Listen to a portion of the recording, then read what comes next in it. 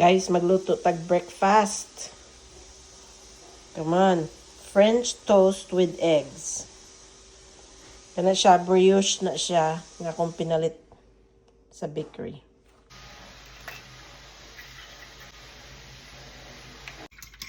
Wala ka itlog atong gibutang guys. Tapos milk. And then we're gonna add some cinnamon.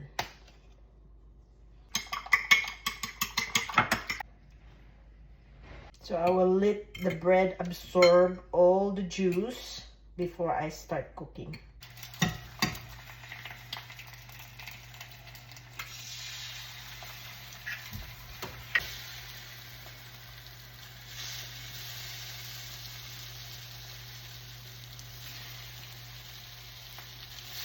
And since I don't like using more oil on my egg, I'm going to put a little bit of water.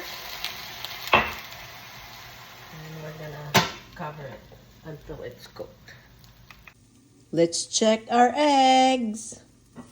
Voila! See? The best sunny side up egg ever. Here you go guys. Kain tayo. Maple syrup. Let's try it. First bite. Ay! Sarap!